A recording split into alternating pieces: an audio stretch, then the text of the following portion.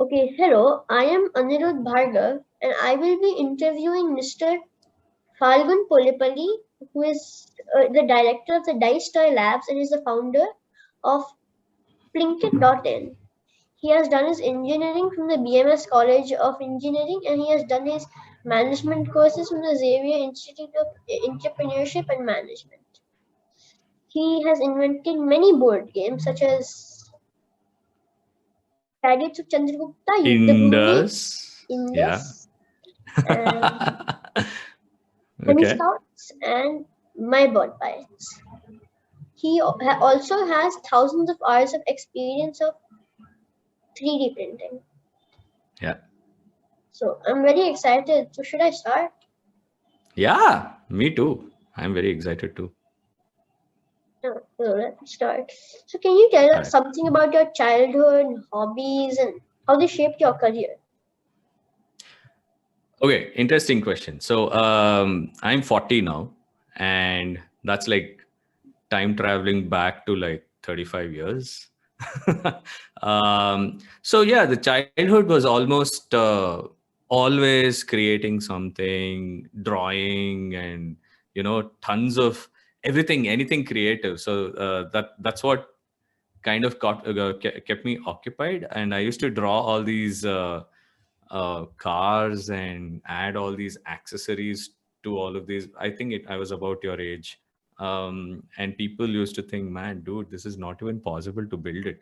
And then I would get all these shirt boxes and then make a spaceship out of that, like, and keep it in my room. So we had these action figures when we were children.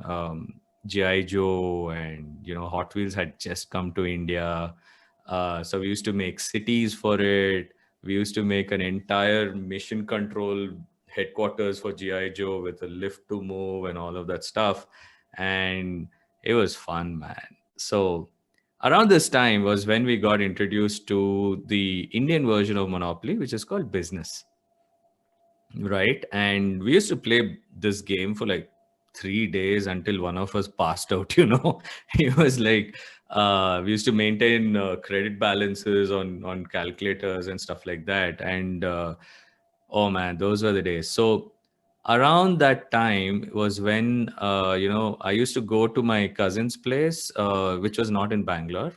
So we used to travel there. I used to be there for like a month or so, and we used to play a lot of outdoor games, right? Like cricket, tennis, football. He had like a huge ground in front of his house, so it was like, pretty much nobody would play in that ground. It was just us. It was just us and a bunch of snakes. So it was a lot of entertainment. And when it would get hot, we'd come inside, play carom. So, that's how. So childhood was a lot of fun. We played, we bonded, we created a ton of memories. And even to this day, we remember so many things, like, pulling a little cousin's leg to make him cry and stuff like that. And yeah, loads of things. So mostly creativity and playing a lot of games, outdoor games, indoor games. Oh man, just a trip down nostalgia right now. So that's really nice playing with your friends and playing with your cousin family. So I Do you so have siblings? Do you have cousins? I have cousins. I also have an older sister, and I have, I think, Ah, three older first cousins. oh, nice. So you have an entire team to play with. What's your journey to It's developing your own board game company? Oh, that's a very it's a very loaded question, honestly, because um, the thing was, creating toys and games was something which I was doing all my life. And before we get into why I started this company, I just want to give you a small insight onto the way my life has been. Like, the way I have structured my life is basically I have the freedom to do what I want. So, it's not like, I mean, in India, generally people are like, before you do something of your own, make sure that you get an engineering degree or get an MBA and then do whatever you want. Right? So because they know that even if you fail at something, there is some sort of a fallback for you, so you will get some kind of a job somewhere. And I was always a rebel all my life, and my parents will totally vouch for it. They would be like, "Why are you doing this?"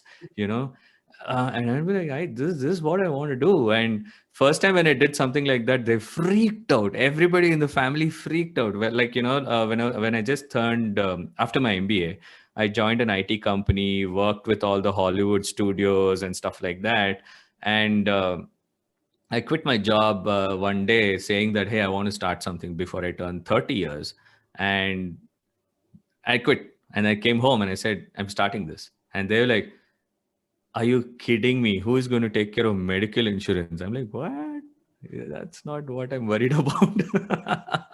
so, so the thing is, you know, it's very important to find what you're passionate about, and that doesn't stop until you're 70 or 80 years also, right? Like if you look at all the entrepreneurs, whether it's Elon Musk or Steve Jobs, or right now Jeff Bezos, who's like a billionaire, one of the richest guys who owns Amazon. All these guys, it wasn't like at the age of 10 the parents said, hey, you have to start an e-commerce company. No, right? They had some sort of a conviction that they want to do something great which would add value to people and make some particular solve some particular problem which probably eases access to knowledge, access to information, and stuff like that. So if you actually look at all of these entrepreneurs, right, it's not like they were trained to do what they're doing now, right? Elon Musk was not trained to launch rockets into space, right? So it's very important for you to find your passion, and that can happen anytime in your life. It could be at your age right now. You could probably figure out what is that strength that you have. You love, in case you love science, or in case you're very empathetic to people who are sick, right?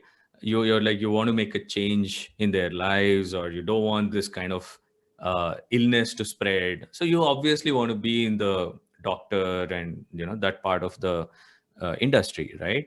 Or if you want to be really creative, you could be an artist. You could be an artist in any form. You could be a musician, you could be a dancer, you could be a creative artist, could be anything. And there is a job for everybody. It doesn't mean that you're not going to get paid.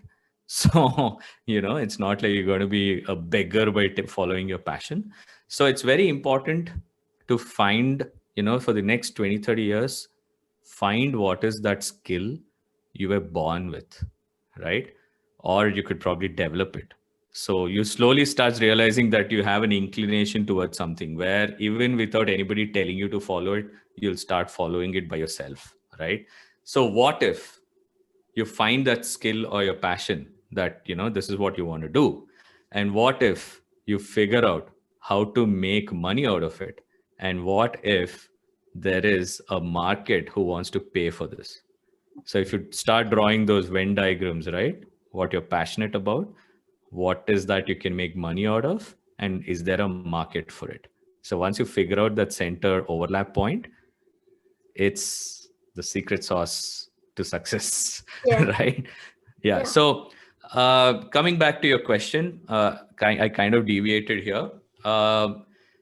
So what got me into board games? Very interesting question. If you actually look at the many things, many things, right? So most important thing is, I visited Japan in 2016 or 17, and I went to. It was a backpacking trip, so I just booked tickets and I went off. And my family was like, "I'm not coming with you because I can't eat anything that you get there." So I was like, "Okay, I'm a foodie. Let me go." And I just went on a backpacking trip, stayed in hostels and stuff like that. Just went trekking everywhere and stuff. And slowly I realized that India is at least 30 to 40 years back when you look at any sort of advancement in technology or engagement or entertainment, toys, could be anything. And around this time, I went to a Toys R Us in Japan. I have visited like many Toys R Us across the world. This one was special. First of all, you get greeted by robots, which is crazy. And then you have this, the product design. So they're obsessed with product design, right? I mean, anything that they make is like so well thought of and it's so flawless. And there is a reason why a particular thing is there on the product and stuff. So I was very, I love design and I love user experience and stuff like that. So I went to this Toys R Us. You won't believe what I saw there. Okay, it was crazy. So imagine, uh, half or one fourth of a football field. Okay, that's how big the whole toy store was. And on one aisle, they had train components. You could build your own train set. It's not like you buy one big train set for like 1,000 rupees or 2,000 rupees in India and you get all the parts and one thing breaks and you can't use the rest of it, right? But in Japan, you could pick individual train cars and the colors, the tracks that you want, and the kind of people you want to keep, the trees and all the other stuff that go around. You could pick starting from 100 rupees. So you could just enter with 100 bucks and buy something and then get out and actually have a complete toy to play with. All you need is like a small train and a track, and you could give it to a kid and they'll be engaged for like an entire day, right? And then I was thinking, damn, India doesn't have anything like this, right? That modularity of going and choosing what you want and building your own stuff, DIY kind of things, and customizing it to crazy amount, like choosing buildings that go with the train and choosing multiple tracks. The entire wall was covered with customs parts. And I'm thinking, damn, India doesn't have any of this, right? So I started diving deep into that industry. You won't believe the kind of numbers I was actually stumbling upon. Okay, let me quiz you. So, in the entire world, okay, the toy and game industry is actually $110 billion industry or something. Okay, now in the entire world, America, with the population of America, right? 300 It's around million. 300 million, right? 300 million, 330 million or something like that. 3.3 billion people. And India is 1.35 billion people, right? Can you guess what is the percentage of the entire toy and games market that America consumes? If you imagine that as a big pizza, how much of it does America consume? Just America, just US. Take a Half wild of it? guess. Half of How it? much? Around You're half of pretty it? close. You're pretty close. So in the entire, world, America consumes 45% of the, this toys and games which are produced, right? 95% of those are manufactured in China. Okay. Now here is the crazy part. India, guess the consumption I today, don't know. 2020, 2021. I have no idea.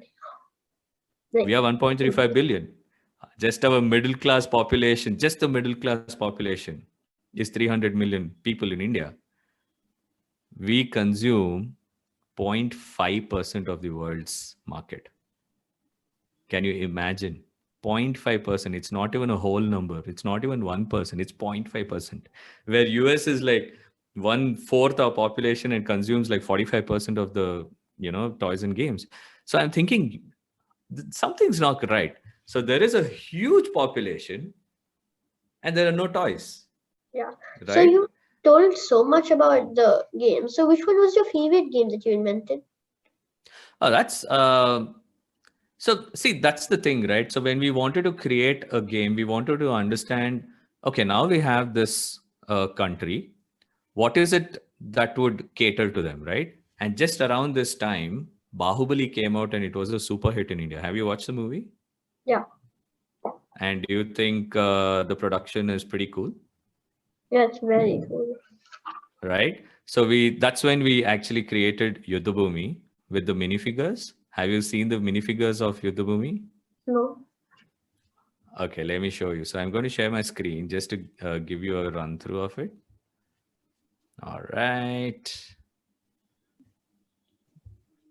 So Yuddhabhumi was a concept where we wanted to make a gender neutral product where both, male and female, girls and boys, everybody can play the game, right? So this is what we created first. And honestly speaking, the edition this version that you're looking at right now is probably the third or fourth version of the game. So in the last 3 years, when the first time when we launched this, people went crazy, man. They were like, man, we've never seen anything like this before. And you won't believe it. We just had 250 sets of this and it got sold out within a month or so. It was crazy. So this is the game. It's called Yuddhabhumi. It Okay. comes with, does it look cool? Yeah, it looks very good. I know, right? So it basically has spearmen, archers, and swordsmen, swordswomen, and stuff like that. But the interesting part about the game is you can skill your warriors. So your army could have a more skilled archers than your opponent. So that's what this particular card says, that my army, they're more skilled. So if you actually look at the tokens underneath the warriors, that actually signifies that they are skilled in it. And if you want to eliminate them from the game, you need to hit them 3 times. So that's what it means. What do you think of educational games? And so many people Okay. think that educational games are actually very boring. So do you think they're actually the cost of the entertainment of the children? So that's a very smart question. Actually, if you look at so what is the purpose of a board game, right? Um, End of the day, you're trying to engage a person who's playing the game. At the same time, you're trying to communicate a particular story, right? So the story, so you're actually taking them dive deep into a particular story, put them as the main hero, and then try to understand what is going on and solve a problem and win in the game, right? Now, when you talk about education with respect to board games, there are multiple aspects, right? One is you could probably teach science through it. You could spread the awareness of particular concepts in science, concepts in maths, concepts in history, and also actually tell a fantasy story. Like have you seen the Harry Potter board game? No. So you can actually solve the mystery and defeat Voldemort, or kind of slow him down and stop him from further attacks and stuff like that. So there is a whole process. So you're strategizing, you're planning, and things like that, right? So now coming back to your question, every child right now, like you, right, you and your friends and your my children, and anybody of that age group, right? What is it that you want to be taught, right? Maths can be done by a computer. How are you going to add any value there, right? Maths can be taught, analysis can be done by a computer, trends can be found on a computer, statistics, everything a computer can do. You can develop a program to do it. So what is it that, as a human, what is it that we have special, right? So the three things which are very important for a child in the coming future, right, which is very important where they can actually add value. One is being creative. A computer can never be creative. No matter how intelligent AI you can build, it's not going to paint a Van Gogh or build a Taj Mahal, right? If that was the case, in the last 20 years of the IT boom, they would have built 30 Taj Mahals, right? Maybe you can plan it better and stuff like that. But that creativity of, okay, no matter what other people might say, you ignore the no sayers and stuff, and you go ahead and actually implement it, right? They are the guys who they call them as the doers, or the execute, go getters, or the guys who execute the plan and stuff, right? So creativity, imagination, and the next most important thing is problem solving. So when it comes to solving a particular problem, Humans have a lot more parameters that they think of than a computer. So these three things are where you want your children to be educated in, and that's the best way, you can get all of these concepts is through a board game. So, so after this, I heard that Mhm. these are all the pros, but as the negative effects, like for the Mhm. environment, is there any way to Mhm. make the board games friendly for the environment? Yeah, so you can. That's the best part about board games. The most 90% of the components of a board game are manufactured with paper, which can be recycled, and cardboard, which is basically powdered waste of other paper materials, right? So you get something called particle boards, you get something called engineered boards and stuff like that. So there is the what do you say, the impact to environment manufacturing a board game versus plastic toys is like 1:100. So that's the beauty about it. But at the same time, you got to be aware, like for example, right now if you look at chess, right, you would be like, hey, the chess pawns are plastic, right? Okay, let's avoid plastic, let's make it in wood. But if you make it in wood, aren't you cutting down trees for that small piece of wood? And if you are cutting down the tree, are you growing a tree on behalf of that tree that you just cut down? If you're not building a circular ecosystem where you do something bad to the environment and you actually fix it on the other way, then it's a pretty bad business model. So you need to figure out how we can build the take care of the environment at the same time. And you know what, one of the one of the very important things in saving the environment is not just about using materials from our perspective, but also educating people what to do and what not to do. So that is also a very important thing. So if you can convey the message, that is also very good. I think you're pretty convinced. What do you think in the future the board game industry will be like, and what do you think in the long term, what kind of board game will come? Oh my goodness. So there is a ton of innovation that's going on here. Um, So the most important thing is accessibility, right? How many people can access the board game? So one of the main things is, you can always create a mobile game, but it's a very solo experience, right? In the sense you're playing all alone and you're not interacting with anybody, right? You're not creating memories. Like 10 years down the line, someone asks you, "What do you do in your childhood?" You can't say that, "Hey, I killed this one enemy with a gun." Right? You'd rather be telling that, my mom did this in Pictionary and I can never forget it. It's so hilarious and stuff like that, right? Those are the memories that you want to create in your childhood. So, board games, you can always move it into a digital space where you can actually play online with multiple people. And that's one of the biggest revolution that has happened in the last 1 year because of the lockdown. So multiple board games have been ported to a web-based interface where you can play online on a browser with multiple people, all the latest board games. That is the fascinating thing.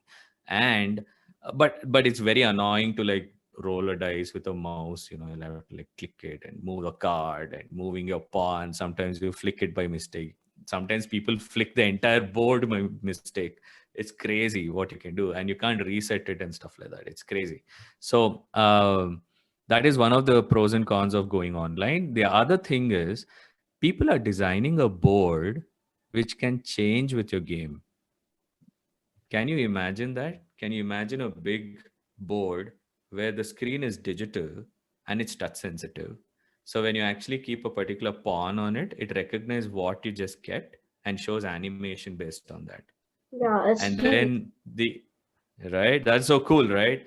And we actually explored designing something in augmented reality, but then the user experience is a pain, right? I mean, you have to wear those things and you're like seeing everywhere, and it gives you a Yeah. headache. So, would you now also like to share some pictures which you would like to show, or videos also which you would like to show? Oh, sure. So let me just show you a couple of things. Some of the new games that we developed recently during the pandemic. So this is my latest venture called Plinkit.in. This was launched during the pandemic.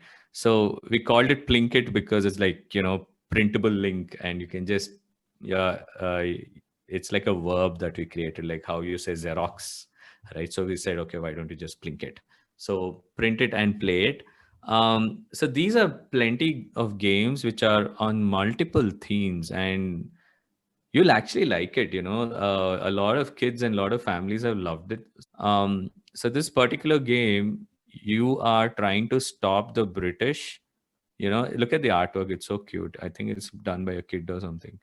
And the game is a very intelligent game. You could actually, it's free, you could just download it today and start playing. It's brilliant.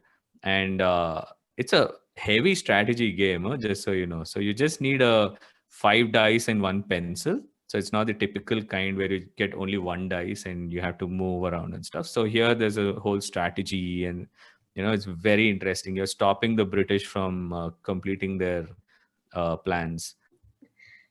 Could you also now tell, like, if you have a setback during your starting company, then how would you deal with it? That's very interesting. So, when you start a company, there are always setbacks. All right. So, the question is, are you going to move on, or are you going to stop and crib? Right. It's just like how when you're playing and you fall, if you get hurt, you just brush it off and start playing, right?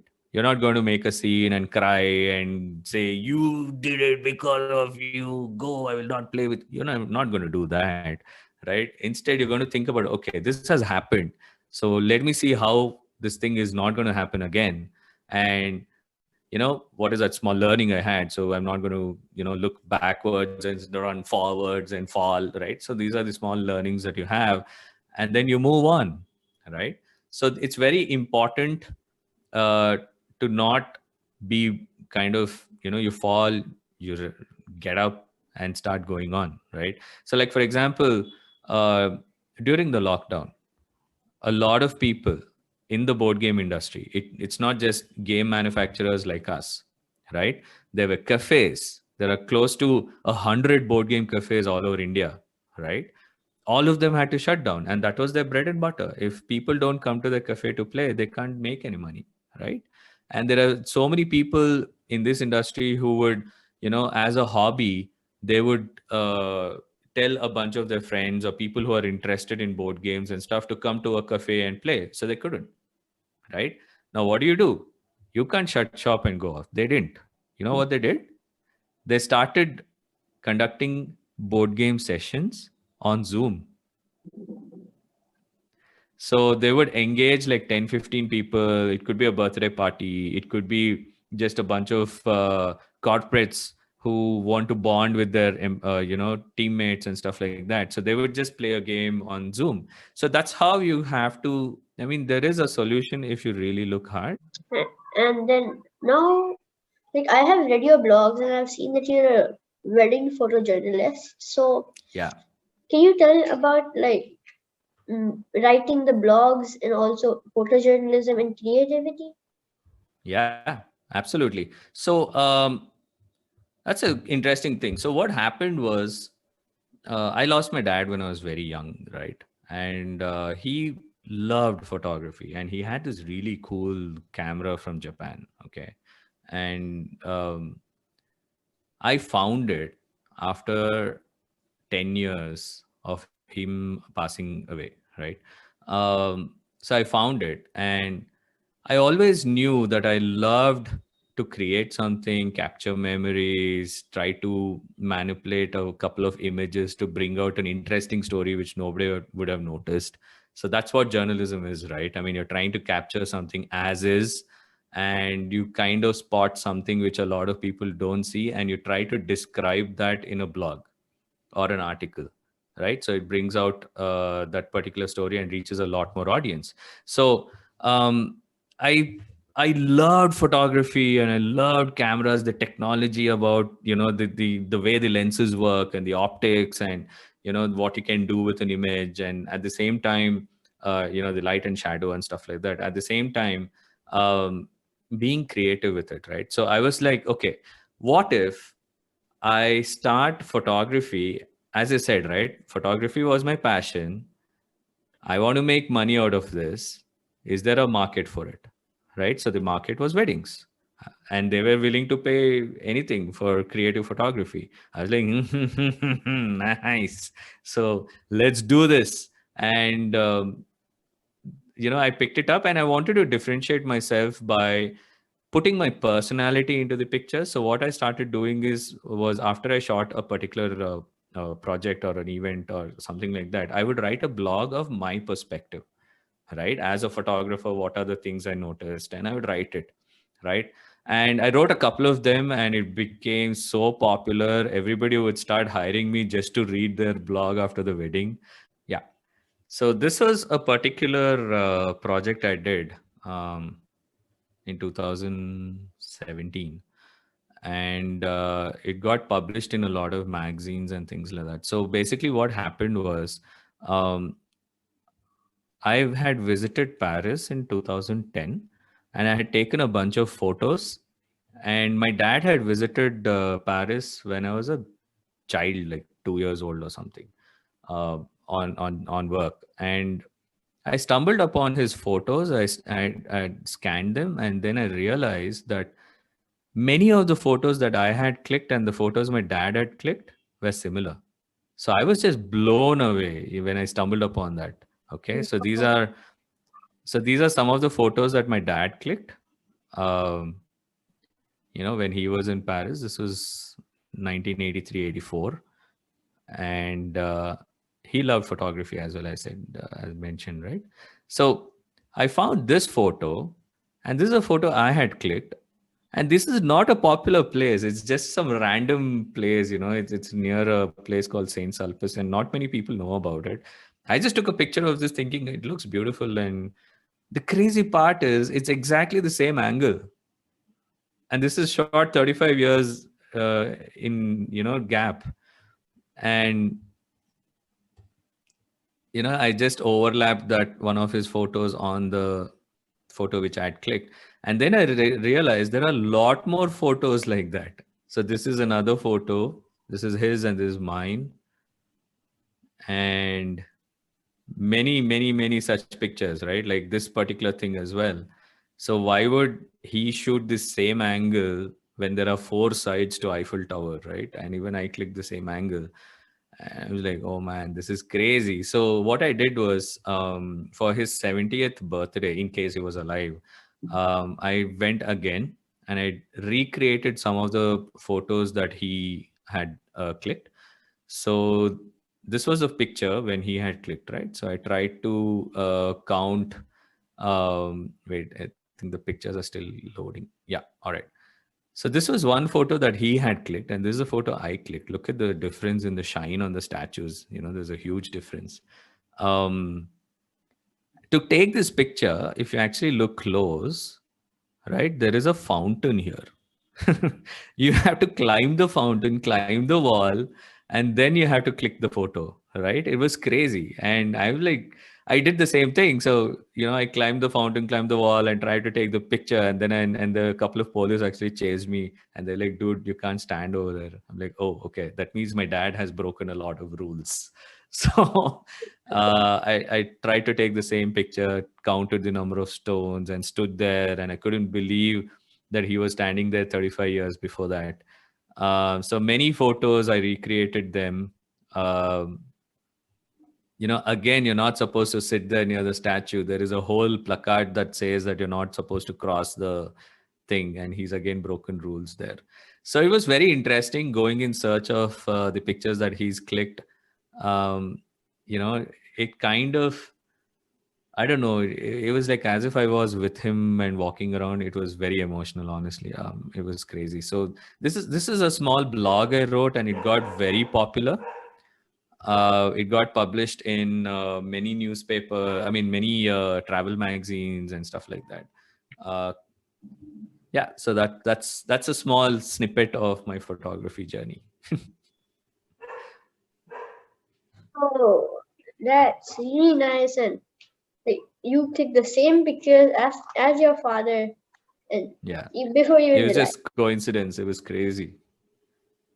So last but not the least, do you have Yeah. any advice for us? Oh, yeah. Uh, I think your kids should have fun more often, man. You guys are really working hard off late, thinking about exams and school and project work and summer holidays, do this workshop, that workshop.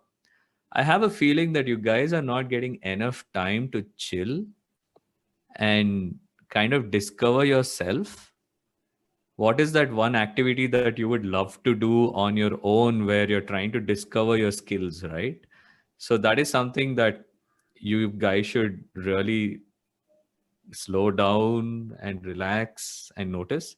Um, as I said, find your passion, right? That's something that one of my faculty told me as well. When I was in B school, there was one amazing sir. His name was Srinivas. Um, on the last day of our college, he just gave us one advice which has stuck to me forever. One of them was, you are not going to find what you're good at even after 30 years, even after 40 years. Okay. But you should always get your hands dirty to figure out what is it that you're good at. There are a lot of people who go into this uh, phase where they're getting a salary, they're doing a routine job, they go to work, come back, do whatever, they're getting a salary at the end of the month, they're happy, right? But there are a lot of people out there who are a lot more ambitious. They're like, am I doing the right thing? Am I chasing the right things, right? Do I have the energy to do one more extra thing which can be cool or fun, or I'd love doing it, right? So don't stop thinking about adding value to the society. Don't stop being creative, being imaginative. Harry Potter was written exactly, man, what a coincidence. Wasn't Harry Potter written by J.K. Rowling like when she was 35 or something? You'll never Yeah. know when the success is going to come down your way. So don't be There's a movie. complacent. Don't. Sorry. There's a movie, and you can see about her and Yeah, how yeah, she. yeah. Oh, so it looks like you're a big fan of Harry Potter. Who's your favorite character other than Harry Potter? I might say it was Hermione Granger. Absolutely, same here. I absolutely love that character. She's such a smart nerd. Actually, my wife keeps telling me that I'm a bit like Hermione Granger, because when we go to a convention or a conference or something, I'm always with my hand raised up. So she's like, "Oh man, why are you like this?"